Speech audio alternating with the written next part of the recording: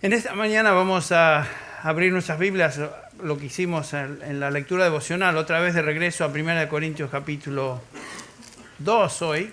Ahora estaremos examinando lo que nos dice el apóstol Pablo en los versículos del 6 al fin del capítulo.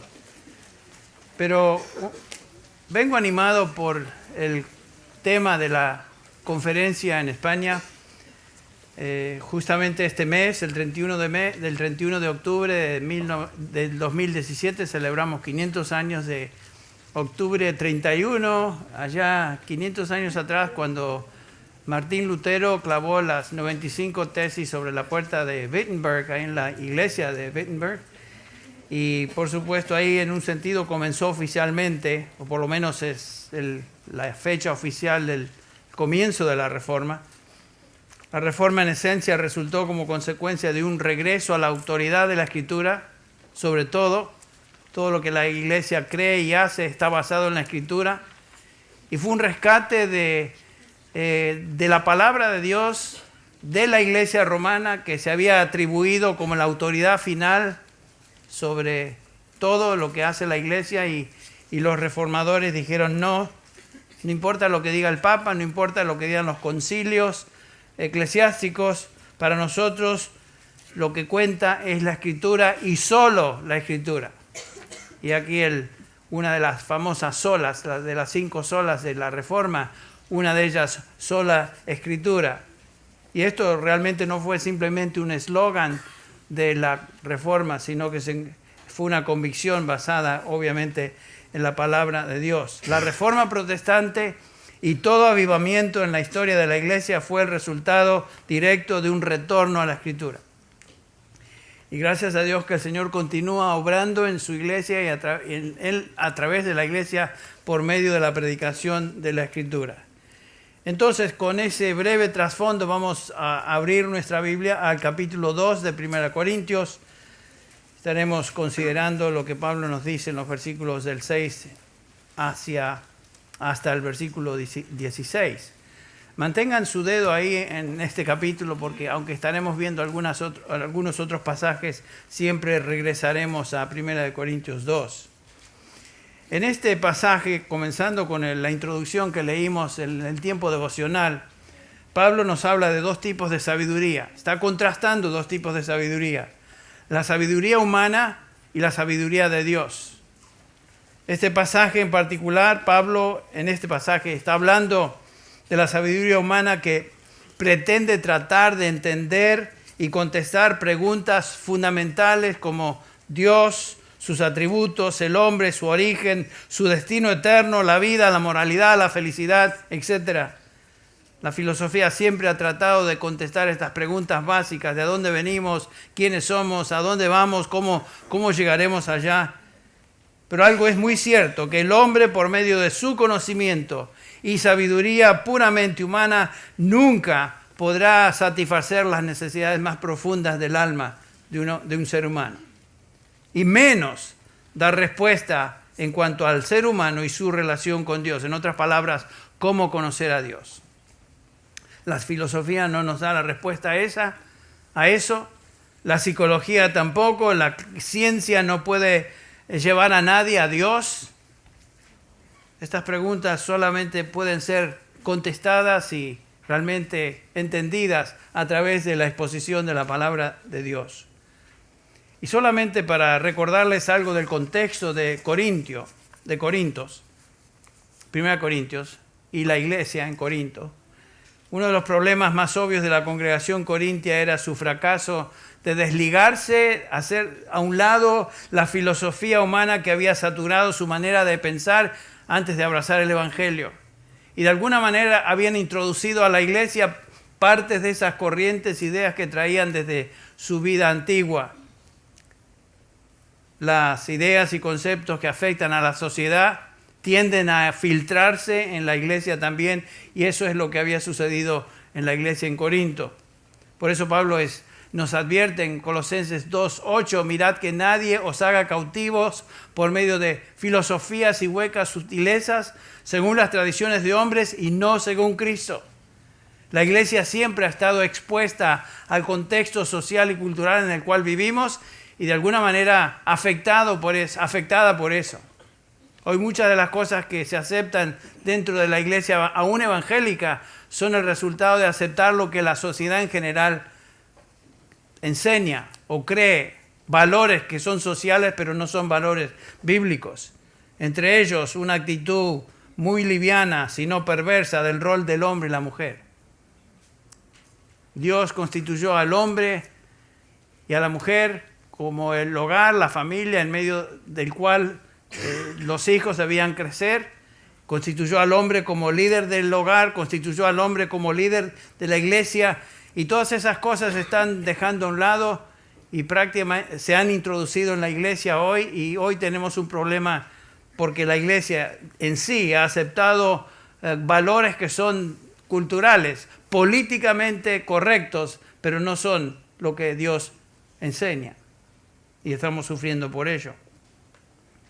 Toda la epístola de Corintios, primera y segunda, fueron escritas por Pablo para ayudar a estos creyentes a romper con su vieja manera de vivir, sus costumbres antes de su conversión a Cristo.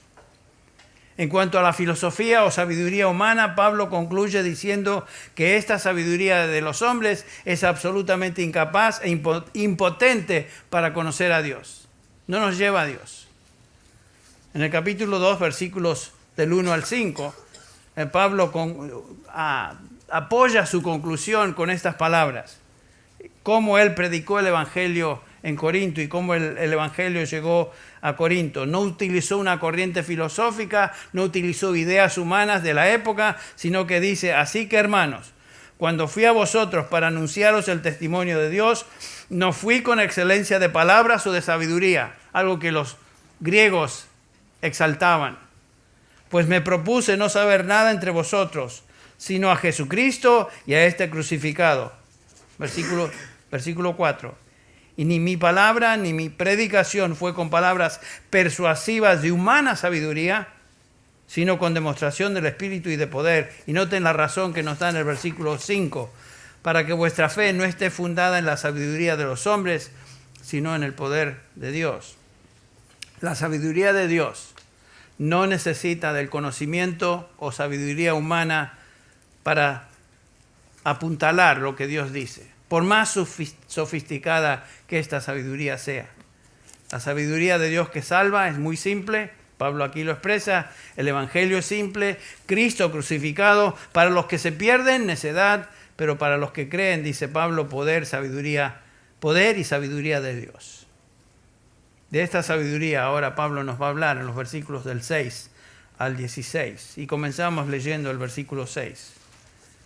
Sin embargo, dice Pablo, hablamos sabiduría entre los que han alcanzado madurez, y sabiduría no de este siglo, sino ni de los príncipes de este siglo que perecen. La sabiduría del Evangelio, noten que Pablo dice, es para los que han alcanzado madurez. ¿Quiénes son estos? La expresión han alcanzado madurez es la traducción de un vocablo en griego que es teleios, que quiere decir los maduros o los completos. Aquí Pablo usa esta expresión para referirse a los creyentes, a los redimidos, a los llamados, a aquellos que pertenecen a Cristo, aquellos a los cuales él ya se refirió en el capítulo 1, versículo 24, más para los llamados, una descripción bíblica de un verdadero creyente. Los llamados, así judíos como griegos, Cristo, poder de Dios y sabiduría de Dios. Los creyentes, dice Pablo, son los que han alcanzado madurez. ¿En qué sentido? En el sentido de que son y están completos en Cristo Jesús. Han aceptado, han entendido esta sabiduría de Dios que salva, en otras palabras, han abrazado el Evangelio. En Colosenses 2:10, Pablo nos recuerda a los colosenses que habéis sido hechos completos, teleios, la misma palabra, perfectos, completos, maduros, en Él, que es la cabeza sobre todo poder y autoridad. Escucha esto, mi hermano y hermana. Cuando tú llegaste a entender la sabiduría de Dios, lo hiciste de una manera que el resto del mundo no entiende ni la puede recibir. Esta es la sabiduría de Dios que el Espíritu Santo te ha dado. Es la sabiduría a la cual Pablo se refiere en Efesios 1, 8 y 9, cuando dice que hizo sobreabundar para con nosotros en toda sabiduría e inteligencia, dándonos a conocer el misterio de su voluntad, según su beneplácito, el cual se había propuesto en sí mismo. Cuando llegamos a salvación, llegamos a Cristo Jesús, hemos entendido y hemos abrazado y recibido y creído esa sabiduría de Dios que viene de Él. Por supuesto, en la medida que crecemos en el conocimiento de Dios, crecemos y maduramos en el conocimiento de esa sabiduría que, como vamos a ver, está expresada y revelada en su palabra. En esta porción, los versículos del 6 al 16, Pablo nos habla de la incompatibilidad de la sabiduría humana con la sabiduría de Dios. Las dos sabidurías son mutuamente exclusivas, no se unen. Y Pablo va a subrayar 2 puntos. El primero es: la verdadera sabiduría no puede ser descubierta por el hombre. O sea, la sabiduría que lleva a salvación no puede ser descubierta por el hombre. Y en segundo lugar, Pablo nos va a decir que la verdadera sabiduría es revelada por Dios. Nadie va a llegar a salvación a menos que entienda el Evangelio. Y el Evangelio es revelación de Dios. En primer lugar, nos dice Pablo, es imposible para que el hombre pueda descubrir por sí mismo la sabiduría que lleva a salvación. Noten el versículo 7. Mas hablamos sabiduría de Dios en misterio, la sabiduría oculta, la cual Dios predestinó desde antes de los siglos para nuestra gloria. La sabiduría que ninguno de los príncipes de este siglo conoció, porque si la hubieran conocido nunca habrían crucificado al Señor de gloria. Y lo que está diciendo Pablo es esto, que la sabiduría de Dios trasciende, va más allá de la capacidad humana del descubrimiento. El hombre no puede descubrir esa sabiduría. Está más allá de las posibilidades humanas de descubrir. Nadie entiende el Evangelio hasta que Dios interviene en su vida por medio del Espíritu Santo. Lo veremos. El hombre por sí mismo no puede entender a Dios. Existe un infinito abismo entre la sabiduría de Dios y la habilidad humana de alcanzar sabiduría. Por eso es que Isaías capítulo 55 nos dice lo siguiente, el versículo 8, porque mis pensamientos no son vuestros pensamientos, ni mis caminos vuestros caminos, declara el Señor.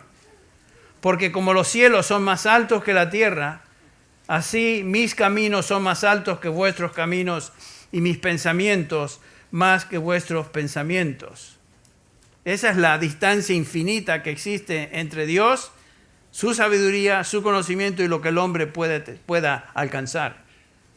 Es como si un gusano tratara de entender y razonar con un hombre. Es absolutamente imposible. El hombre siempre ha tratado de concebir a Dios y entender a Dios. Todo el mundo tiene alguna idea de Dios.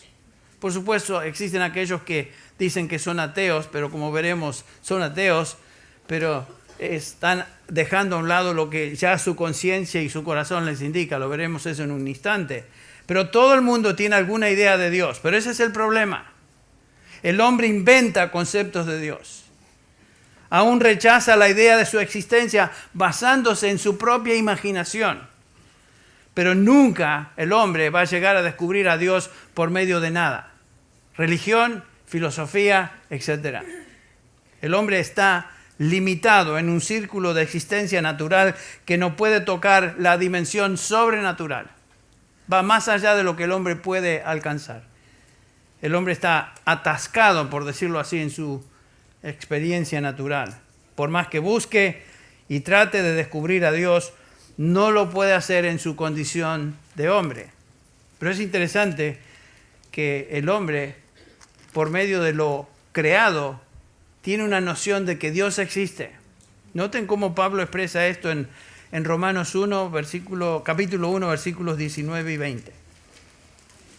Porque está escrito, estoy en Corintios, estoy hablando ahora de Romanos. Romanos capítulo 1, versículo 19. Porque lo que se conoce acerca de Dios es evidente dentro de ellos, pues Dios se lo hizo evidente. Noten que en la conciencia, en lo más profundo del ser humano, el ser humano sabe que hay Dios. La creación le demuestra que hay Dios. Versículo 20. Porque desde la creación del mundo, sus atributos invisibles, su eterno poder y divinidad se han visto con toda claridad, siendo entendidos por medio de lo creado, de manera que no tienen excusa. El hombre no tiene excusa. Pero el hombre, por sus propios recursos y por sus propios medios, nunca va a llegar a entender y llegar a la salvación, el conocimiento espiritual de Dios. Toda religión humana, como dije, es un esfuerzo de descubrir a Dios, de encontrar a Dios. Pero en sus propios medios y recursos, como dije, el hombre no puede comprender a su Creador, ni puede entenderle, no puede conocerle. La sabiduría de Dios, la verdad acerca de Dios y el mensaje de Dios para el hombre, dice el versículo 6 de este capítulo que estamos examinando, no es de este siglo ni de los principales o gobernantes de este siglo. Noten eso. Esa palabra siglo es la palabra griega aion, que contiene la idea de tiempo. Se refiere a época o un periodo en la historia en la cual el hombre se encuentra. Pablo no se limita a su periodo, su época, sino que dice que cualquier época en la historia de la humanidad, toda sabiduría humana de todas las épocas es inútil para descubrir a Dios. Ni aun los principales, los más sobresalientes, los genios de cada periodo de la historia, no pueden entender ni descubrir la sabiduría de Dios. Todos los Einsteins del mundo no pueden descubrir a Dios. No pueden. Están limitados a su experiencia natural como seres humanos. Los científicos no pueden encontrar a Dios por medio de la ciencia. Los filósofos no pueden encontrar a Dios por medio de su filosofía. Las religiones no pueden encontrar a Dios por medio de sus credos y prácticas religiosas. ¿Por qué? Otra vez, versículo 7, Pablo nos responde, hablamos sabiduría de Dios en misterio, sabiduría oculta. Noten eso. Pablo nos dice que esta sabiduría de la cual él habla, en primer lugar, es de Dios. Es sobrenatural. Se encuentra fuera de la experiencia y capacidad humana de descubrirla. En segundo lugar, Pablo nos dice acá que es un misterio. La palabra es mysterion en griego. Esta no es una referencia a algo raro, algo incomprensible, sino que se refiere a algo un secreto que aún no ha sido revelada. Es algo imposible para el hombre descubrir aquello que Dios ha ocultado. Imposible. En un sentido esto es alentador. ¿Por qué digo esto? Que la sabiduría de Dios no puede ser descubierta por el hombre porque esa sabiduría depende de Él. Y Dios ha decidido en su gracia y su misericordia revelar esa sabiduría que lleva a salvación a algunos. Noten cómo el Señor Jesús expresa esto en Mateo 11. Mateo 11, 25. Dice Jesús. Pueden anotarlo y más tarde leerlo si no quieren abrir su Biblia ahí ahora. Dice Mateo 11, 25. En aquel tiempo Jesús dijo, te alabo, Padre, Señor del cielo y de la tierra, porque escondiste estas cosas de los sabios y de los entendidos. Noten que todos los sabios del mundo no pueden entender lo que Jesús va a decir ahora. Y las revelaste. ¿A quiénes? A los niños. Sí, Padre, porque así te agradó. No está hablando acá de niños, literalmente niños. Está hablando de gente que Él decide que va a revelar su verdad. Es su plan, en su plan y propósito eterno, Dios ha abierto lo que estaba oculto a aquellos y solamente a aquellos que Él salva. Qué preciosa realidad. El versículo 7 continúa diciendo, Pablo, el capítulo 2 de 1 Corintios, la cual, hablando de esta sabiduría, Dios predestinó antes de los siglos para nuestra gloria. Y aquí Pablo se incluye con los creyentes. ¿Quiénes son estos? Los creyentes, los redimidos, los llamados. Antes de la fundación del mundo, Dios predestinó, determinó que Él nos otorgaría su sabiduría que salva, la cual culminaría en nuestra glorificación eterna. Qué precioso es esto. Pablo afirma acerca de esta gloria eterna que nos espera en el capítulo 8 de Romanos. Pablo nos habla de esta gloria venidera que en nosotros ha de manifestarse, el capítulo 8, versículo 18. Comenzando con el versículo 28 del capítulo 8 también dice Pablo, todas las cosas ayudan a bien a los que aman a Dios, a los que conforme a su propósito han sido llamados. Aquí están los redimidos, los creyentes verdaderos.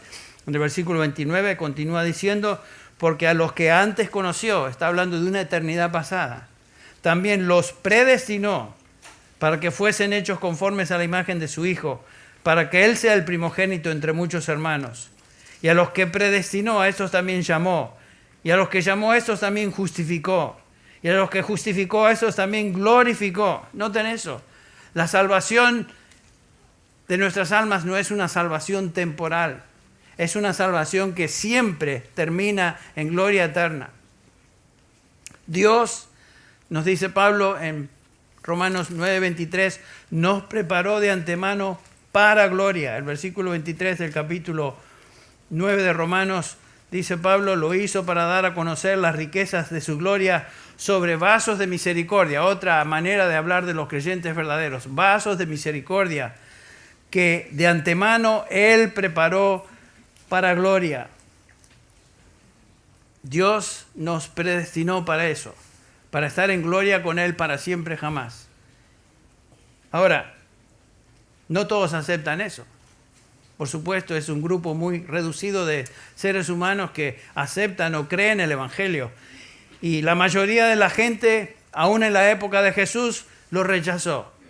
Por eso Pablo nos dice en el versículo 8 que los principales de esa época no conocieron la sabiduría de Dios que salva, y se manifestó ese antagonismo llevando a la cruz a Cristo Jesús. Ejecutaron al Señor de gloria. Noten el versículo 8.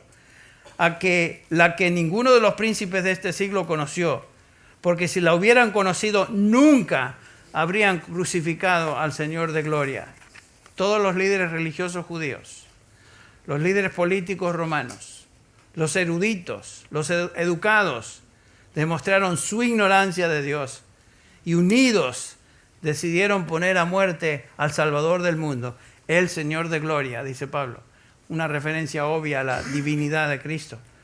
Y noten, estos hombres que representaban lo más sabio, lo más entendido de la época, los genios, los religiosos, no pudieron conocer la sabiduría de Dios. Los sabios y entendidos de esa época y los sabios y entendidos de cualquier época tampoco conocen la sabiduría de Dios. ¿Por qué es esto? ¿Qué es la razón que no pueden conocer a Dios ni su sabiduría? Observen lo que Pablo nos dice en el versículo 9. Está oculta a ellos. Antes bien, dice Pablo, como está escrito, cosas que ojo no vio, ni oído yo, ni han subido al corazón del hombre, son las que Dios ha preparado para los que le aman. Aquí está hablando de la sabiduría de Dios oculta. Pablo contesta esta pregunta con una referencia a Isaías 65, 17 y a Isaías 64, 4. Ustedes pueden ver eso en los márgenes de sus Biblias. Y este pasaje en contexto no tiene nada que ver con el cielo o con la gloria futura del creyente. Pablo está hablando de cómo el hombre llega a obtener sabiduría de Dios. Pablo está hablando de hombres que ni siquiera pueden imaginarse el camino a la salvación. Ese es el contexto del pasaje. Piensen, existen dos formas humanas de obtener sabiduría o obtener conocimiento. Externamente, empíricamente, por la observación, ojo y oído, todo lo que podemos ver a través de nuestros sentidos. Y la otra manera de obtener sabiduría es por medio de la experiencia, o sea, la experiencia subjetiva. Ni han entrado, dice Pablo, en el corazón o mente del hombre. Noten, esto es maravilloso. Dios ha ocultado, ha escondido su sabiduría al hombre y sus medios de obtener conocimiento. O sea, ningún científico haciendo sus pruebas ahí va a llegar al conocimiento de Dios. No puede, porque esa sabiduría tiene que ser revelada por Dios. El hombre no puede llegar a conocer a Dios por sí mismo. La sabiduría de Dios no puede ser descubierta por ningún esfuerzo humano. Entonces, ¿cómo podemos conocer a Dios? La única manera de conocer a Dios es si Dios revela su verdad que lleva a salvación, que es lo que Pablo enfatiza en este segundo punto. Lo que el hombre por sí mismo no puede descubrir, Dios lo revela por medio de su Espíritu. Noten el versículo 10. Pero Dios, dice Pablo, nos las reveló a nosotros por el Espíritu. Porque el Espíritu, noten que es Espíritu con mayúscula, el Espíritu de Dios, todo lo escudriña, aún lo profundo de Dios. Porque ¿quién de los hombres sabe las cosas del hombre sino el Espíritu del hombre que está en él? Así tampoco nadie conoció las cosas de Dios sino el Espíritu de Dios. ¿Cómo es que Dios hace conocer su verdad? Lo hace a través de su Espíritu. Y lo hace a través de 3 pasos que vamos a ver. Revelación, inspiración e iluminación. Todas obras del Espíritu. Veamos el primer paso en la comunicación de la sabiduría de Dios, que es la revelación. Versículo 10. Dios reveló por medio de su Espíritu, dice Pablo. Esta palabra revelar es el verbo apocalupto en griego, donde sacamos nuestra palabra apocalipsis, que simplemente significa hacer conocer algo que previamente estaba oculto, quitar el velo de algo que estaba cubierto, a eso se refiere. ¿Y cómo es que el Espíritu de Dios lleva a cabo esa tarea de revelar, de quitar lo vendado? Versículo 10, la segunda parte. El Espíritu todo lo escudriña, aún lo profundo de Dios. El Espíritu de Dios es el que conoce la mente de Dios y la hace conocer. La única manera de conocer a Dios es si su Espíritu nos hace conocer lo que es Dios y lo que Él desea para nosotros. Y noten que Dios, comunicando su verdad, que su sabiduría que lleva a salvación, no utilizó un ángel para revelar su verdad, no fue algo milagroso, sino que Dios, por medio de la persona del Espíritu Santo, revela su verdad. Y lo hace en la revelación primero escrita. A eso se refiere Pedro, cuando en 1 de Pedro 1:21 leemos estas palabras que conocemos muy bien. Pedro dice, porque ninguna profecía fue traída por voluntad humana, sino que los santos hombres de Dios hablaron siendo inspirados, siendo movidos, siendo llevados por el Espíritu Santo. Y aquí Pedro nos habla de cómo Dios se reveló. Hago una pregunta, ¿quién es el autor de la Escritura? Obviamente, cualquier autor bíblico es el autor de ese libro, pero detrás de eso nos dice el apóstol Pedro que estos fueron hombres inspirados por el Espíritu Santo, llevados por el Espíritu Santo. El Espíritu Santo, en otras palabras, es el autor de la Escritura. Él movió e inspiró a autores bíblicos a escribir la palabra de Dios. Nos dice Pablo en 2 Timoteo 3:16, toda escritura es que inspirada por Dios, exhalada del mismo aliento de Dios. El Espíritu de Dios revela la mente de Dios y toda escritura su origen se encuentra en Dios. Y Pablo ilustra ese proceso de cómo estos hombres llegaron a escribir la palabra. Noten qué interesante esto. Algunos, si ustedes leen esto rápido, posiblemente no entiendan lo que este pasaje dice, pero noten cómo Pablo expresa el proceso de cómo estos hombres de Dios escribieron la palabra de Dios. Dice el versículo 11, porque ¿quién de los hombres sabe las cosas del hombre, sino el Espíritu del hombre que está en él? Así tampoco nadie conoció las cosas de Dios, sino el Espíritu de Dios. El Espíritu de Dios es el que escudriña y conoce perfectamente la mente de Dios. Entonces Dios da a conocer su sabiduría por medio del Espíritu Santo en la revelación escrita. Y en segundo lugar, el segundo paso, en el proceso de hacernos conocer su sabiduría, es lo que podríamos llamar la inspiración. No solamente Dios revela su verdad, sino que Dios tiene que transmitir esa verdad inspirando, moviendo los autores bíblicos, lo cual vimos brevemente ahí en 2 de Pedro 1:21. Y noten cómo Pablo explica eso en los versículos 12 y 13. Nosotros, lean eso con cuidado, nosotros no hemos recibido el espíritu del mundo, sino el espíritu que proviene de Dios, para que sepamos lo que Dios nos ha concedido, lo cual también hablamos, no con palabras enseñadas por sabiduría humana, sino con las que enseña el Espíritu, acomodando lo espiritual a lo espiritual. Noten eso.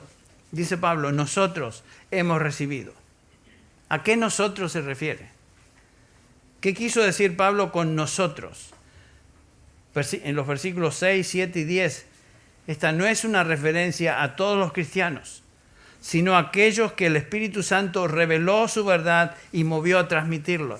Este grupo de nosotros es un grupo muy específico.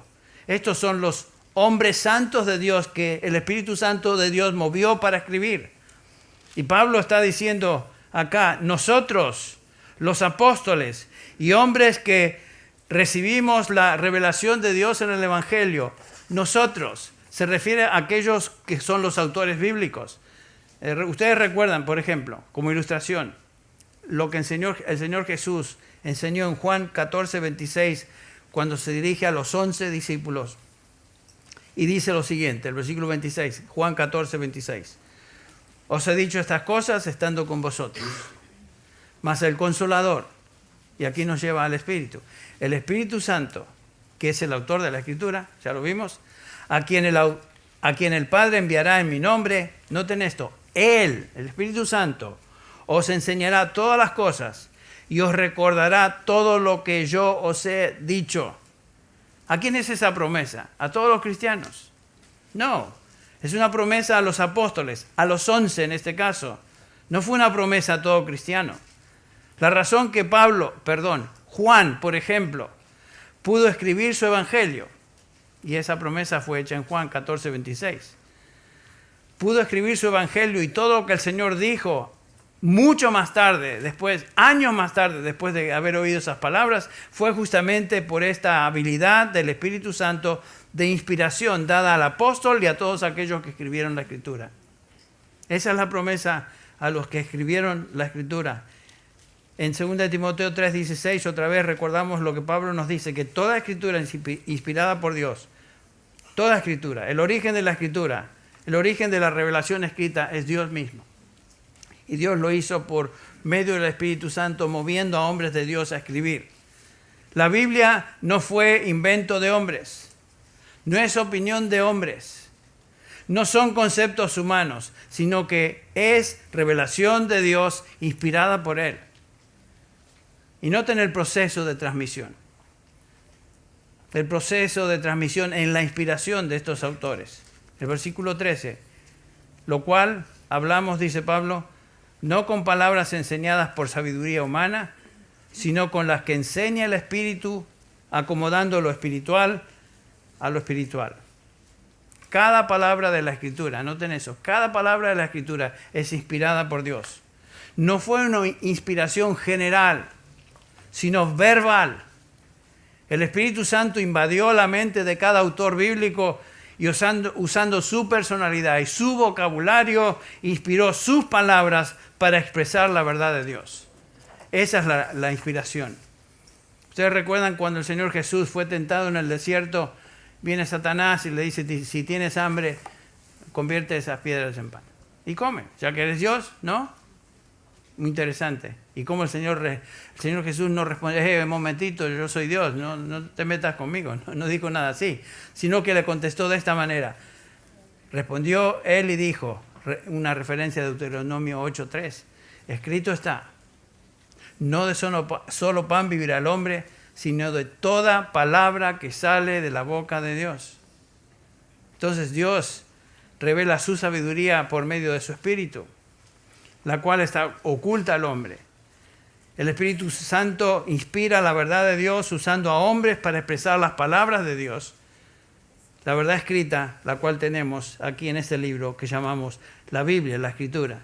Y en tercer lugar, en un tercer paso en este proceso de transmitir o transmitirnos, comunicarnos su verdad, Dios hace conocer su sabiduría por medio de la iluminación. Dios revela inspira y también ilumina por su Espíritu. Note los versículos 14 al 16. Es obvio que en su condición natural el hombre no puede entender. Dice el versículo 14. El hombre natural no percibe las cosas que son del Espíritu de Dios. Eso es claro. Eso es más claro que el agua, ¿no? El hombre en su estado natural, muerto en delitos y pecados, como Pablo dice en Efesios 2, no puede percibir, no puede entender las cosas del Espíritu. El hombre en su estado natural es incapaz de entender las cosas de Dios. ¿Por qué? Porque se han de discernir espiritualmente. ¿Cuántas personas escuchan la palabra de Dios? Aún aquí. Leen la palabra de Dios. Memorizan tal vez. Aún algunos hasta enseñan, pero no la entienden, por tanto su contenido no tiene sentido para ellos. El hombre no puede entender hasta que el Espíritu de Dios le abra el entendimiento, lo veremos. Uno puede ser enseñador de la Biblia, pretender representar a Dios, pero sin tener la menor idea de lo que la Biblia realmente enseña. Y uno puede representar a Dios siendo un gran religioso. Estábamos con el doctor Caballosa en la semana anterior, en la conferencia sobre la Reforma, y nos contaba Caballosa que estaba esperando a la salida de un mercado para pagar. Escucha una voz de un señor atrás y se da vuelta y se da cuenta que era un sacerdote. Entonces Caballosa, muy astuto, muy sagaz, le dice, se da vuelta y dice, señor, noto que usted es sacerdote. Sí, soy sacerdote. Permítame hacerle una pregunta, ya que usted es sacerdote. ¿Cómo es que puedo llegar al cielo? Se quedó frío el hombre y dice que contestó algo así. Mira, pórtate bien, haz el bien, haz buenas obras. Obviamente este sacerdote no entiende lo que la palabra de Dios dice acerca de cómo llegar al cielo. Por gracia sois salvos por medio de la fe. Y esto no es de vosotros, pues es don de Dios, no por obras, para que nadie se gloríe. Bueno, eso le dio puente a Caballosa a hablarle a este hombre del Evangelio. Lo que está ilustrando eso es que hay gente que supuestamente representan a Dios y hasta se sientan a enseñar la palabra de Dios, pero no la entienden. ¿Por qué? Porque se encuentran en su condición natural, muertos en delitos y pecados. El mismo Señor Jesús, ustedes recuerdan, hablando a los líderes religiosos de la nación, dice el capítulo 5 de Juan, versículo 37, también el Padre que me envió ha dado testimonio de mí. Nunca habéis oído su voz, se dirige a los escribas y fariseos, ni habéis visto su aspecto, ni tenéis su palabra morando en vosotros, porque a quien Él envió, vosotros no creéis. Escudriñad las Escrituras, porque a vosotros os parece que en ellas tenéis la vida eterna, y ellas son las que dan testimonio de mí, y no queréis venir a mí para que tengáis vida eterna. Estos hombres, maestros de la ley, no aceptaban las cosas reveladas por el Espíritu de Dios acerca del Mesías, y el que está enfrente de ellos es el Mesías, es Dios hecho carne, y todo lo que Él hizo y dijo para ellos era necedad, por tanto le rechazaron. Y últimamente lo crucificaron. Dice Pablo que esa es la condición del hombre natural. No entiende. Aunque esté enfrente a la verdad, aunque esté delante de la verdad, en sus narices, el hombre no puede entender las cosas del Espíritu de Dios. Otra vez, Pablo dice en el versículo 14, el hombre natural no percibe las cosas del Espíritu de Dios. ¿Por qué? Porque para él son locura y no las puede entender, porque se han de discernir espiritualmente. Nadie puede entender la verdad de Dios acerca del Evangelio a menos que el Espíritu de Dios le dé luz y abra su entendimiento. Dice Pablo que el hombre natural, el hombre que simplemente vive en la carne y razona en la carne, no puede entender las cosas sobrenaturales, puesto que se disciernen por medio del ministerio iluminador del Espíritu de Dios. En Romanos 8, Pablo escribe acerca de esto. Versículo 7, hablando del hombre natural, el no redimido. El versículo 7 de Romanos 8 dice, la mente puesta en la carne es enemiga de Dios, porque no se sujeta a la ley de Dios, pues ni siquiera puede hacerlo. Noten, el hombre ni siquiera puede obedecer la ley de Dios. No puede, es imposible para él. Y los que están en la carne, el versículo 8, no pueden agradar a Dios. Sin embargo, y acá hace un cambio, el versículo 9, dirigiéndose ahora a los verdaderos creyentes. Sin embargo, vosotros no estáis en la carne, sino en el Espíritu. Si en verdad el Espíritu de Dios habita en vosotros. Pero si alguno no tiene el Espíritu de Cristo, ¿qué pasa? El tal no es de él. Ahí está la diferencia. El hombre salvo tiene el Espíritu de Dios. El hombre salvo, la mujer salva, es la persona que ha sido iluminada por el Espíritu de Dios para entender el Evangelio, poner su fe en el Evangelio y ser redimido. ¿Qué es lo que notamos le sucedió a Lidia? Ustedes recuerdan el pasaje tan conocido allá en Hechos capítulo 16. Esa vendedora de púrpuras estaba escuchando la predicación del apóstol Pablo y leemos en el versículo 14, estaba escuchando cierta mujer llamada Lidia de la ciudad de Tiatira, vendedora de telas de púrpura, que adoraba a Dios. Oye, aquí tenemos una persona religiosa, o sea que la religión no te salva. Y el Señor, esta frase tan importante, el Señor abrió su corazón para que recibiera lo que Pablo decía. No fue hasta que el Espíritu de Dios abrió su corazón, su entendimiento, que esta mujer recibió el Evangelio y fue salva. Solo cuando el Espíritu de Dios revela la verdad de Dios, iluminando la mente al que escucha o al que lee, es que un hombre o una mujer en este caso viene a Cristo Jesús para salvación. ¿Qué pasa una vez que somos cristianos? ¿Qué pasa con la obra de iluminación del Espíritu Santo? ¿La necesitamos aún? Por supuesto. Noten lo que dice Pablo en el versículo 15. En cambio, el espiritual, hablando del hombre que ha nacido de nuevo, discierne, juzga, evalúa todas las cosas.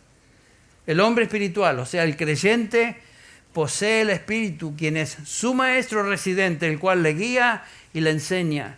Es lo mismo que Juan, 1 Juan 2, 27 nos dice, pero la unción que vosotros recibisteis de Él, 1 Juan 2, 27, permanece en vosotros. Y no tenéis necesidad de que nadie os enseñe, así como la unción misma os enseña todas las cosas. El Espíritu de Dios, es lo que está diciendo Juan, toma la palabra de Dios revelada e inspirada y la hace ahora entendible al creyente por medio de este ministerio de iluminación del Espíritu Santo. O sea que todavía necesitamos la iluminación del Espíritu Santo para entender lo que la Biblia nos enseña. Es obvio. Y en la medida que estudiamos y nos dedicamos a escucharla y estar saturados, familiarizados con la palabra, el Espíritu Santo nos continúa enseñando por medio de ese ministerio de iluminación. Algo interesante que Pablo dice en el versículo 15 acerca del hombre espiritual, el creyente, el verdadero creyente. Dice que él no es juzgado de nadie. ¿Qué quiso decir eso? Con eso, Pablo. ¿Cómo que no puede ser juzgado de nadie? Y es esto. Nadie puede juzgar lo que este redimido de Dios es, lo que ha sucedido con él o ella. Es incomprensible para la gente. Y lo hemos ilustrado, por ejemplo, en parejas mixtas. Cuando digo eso, me refiero a que uno de ellos es creyente y el otro no. Uno se convierte y viene al Señor, el Señor transforma su vida, la simiente de Dios, el Espíritu Santo está en él o en ella y cambia. El otro no entiende lo que le pasó a su cónyuge. A lo mejor piensa que está revirado, que está loco. ¿Qué le pasó a este? Y no entiende. Eso es lo que quiere decir Pablo. No puede ser juzgado por nadie. El creyente no puede ser juzgado por una persona que no es del Señor Jesucristo. Un hombre natural no puede juzgar a un hombre espiritual. Para ellos, para la gente del mundo, los no redimidos, somos tan locos o incomprensibles como el Evangelio. El Evangelio es necedad para ellos. Nosotros somos locos, o por lo menos revirados. Algo nos ha pasado. Somos un misterio oculto para el mundo. Así como no entendieron ni prestaron atención a Cristo, el mundo no nos entiende ni nos acepta. Estamos en buena compañía. ¿No les parece? Aunque a veces sea frustrante. Por eso es tan absurdo, y lo hemos mencionado varias veces, tratar de hacer del Evangelio algo que al mundo le sea apetecible. Es imposible. El mundo siempre va a rechazar el Evangelio fielmente trazado. El mundo nunca va a aceptar a Cristo. El Evangelio es necedad para los que se pierden. Pablo termina diciendo en el versículo 16, porque ¿quién conoció la mente del Señor? ¿Y quién le instruirá? Mas nosotros tenemos la mente de Cristo. Aquí Pablo nos habla de los creyentes. La razón que el mundo no nos entiende y no entiende el Evangelio es porque ellos no tienen la mente de Cristo. El Espíritu Santo no ha iluminado sus mentes, no ha abierto sus corazones para recibir y abrazar la sabiduría de Dios en Cristo.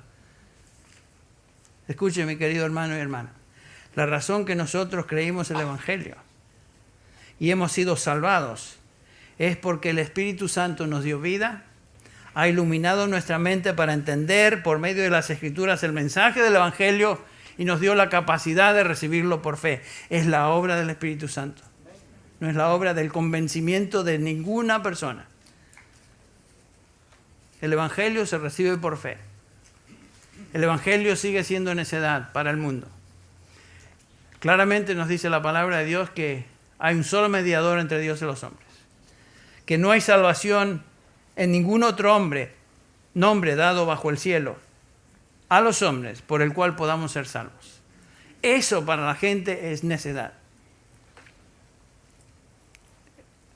La gente, hasta que el Espíritu Santo ilumine su mente y corazón, no van a entender. Es en un sentido lo que sucedió con los discípulos en camino a Emaús. Ustedes recuerdan las palabras de versículo 44. Estas palabras son las que os hablé, dice Jesús. Está caminando con ellos después de la resurrección. Ustedes recuerdan el contexto. Estando aún con vosotros, que era necesario que se cumpliese todo lo que está escrito de mí en la ley de Moisés, en los profetas y en los salmos. Entonces, este pasaje, este versículo, entonces les abrió el entendimiento para que comprendiesen las Escrituras. Sin esa obra divina del Espíritu de Dios abriendo el entendimiento, nosotros tampoco vamos a entender las Escrituras. Ahora, la doctrina de la iluminación del Espíritu Santo no quiere decir que vamos a entender todo. Obviamente nos dice Deuteronomio 29:29 que hay cosas ocultas que pertenecen al Señor. No las conocemos. Debemos orar por iluminación. Por eso Pablo ora por los creyentes una y otra vez, que el Espíritu Santo les habla el entendimiento, les ilumine. Por ejemplo, Efesios 1:18, capítulo 4:14 de Efesios también. Tampoco quiere decir que no necesitamos maestros de la Biblia que nos instruyan. Obviamente en Efesios capítulo 4, versículos del 11 en adelante, el Señor Jesús dio a la iglesia primero apóstoles, profetas, evangelistas, pastores, maestros para la edificación de los santos. Dios colocó en la iglesia a hombres dotados para enseñar la Escritura. O sea que sí necesitamos enseñanza. Tampoco quiere decir que porque el Espíritu Santo nos ilumina, no quiere decir que no debemos dedicarnos a estudiar y a escudriñar las Escrituras. O sea, no es por osmosis la cosa. No es que ponemos la mano o las manos en la Biblia y de repente ya empezamos a recibir inspiración, no, o entendimiento. Procura presentarte a Dios como obrero que no tiene de qué avergonzarse, que traza con precisión la palabra de verdad. O sea, demanda de nosotros involucrarnos y disciplina en el estudio de la palabra. Lo que sí quiere decir, cuando hablamos de la iluminación del Espíritu Santo, es que todo creyente, sin excepción, porque posee el Espíritu Santo, ahora puede entender la palabra de Dios cuando ésta se predica con precisión, cuando ésta diligentemente se estudia y cuando el creyente se somete a ella. Todo creyente puede entender. Ahora, pregunta, ¿qué es la verdad? La verdad es lo que Dios dice. Esa es la verdad. ¿Dónde encontramos la verdad? En la palabra revelada, la Escritura. ¿Cómo podemos conocer la verdad? Por medio de la obra del Espíritu Santo. Llegamos a la verdad por la convicción del Espíritu Santo. Una vez que hemos sido transformados, continuamos siendo asistidos en el entendimiento de la verdad por medio del Espíritu Santo, y esa obra de iluminación y de perfeccionamiento continuará hasta que el Señor venga. Gracias a Dios. Qué precioso es que la salvación fue por pura misericordia y propósito eterno, divino de Dios y soberano cuando Él nos trajo a salvación. No fue porque fuimos más listos que otros. El Espíritu Santo abrió nuestra mente, abrió nuestro entendimiento, nos ayudó, nos asistió en entender lo que es el Evangelio, nos hizo nacer de nuevo y nos dio la capacidad de creer el Evangelio, y es en ese momento cuando llegamos realmente a ser nuevas criaturas. Preciosa realidad. Todo ha sido revelado y se encuentra en la Escritura, la palabra de Dios. Por eso la predicamos, por eso la enseñamos, por eso la transformación que comenzó con la Reforma fue como un retorno a la Escritura, no es casualidad. El Señor usa su palabra para traer salvación, y el Señor usa su palabra para traer santificación de los que han sido salvados y redimidos.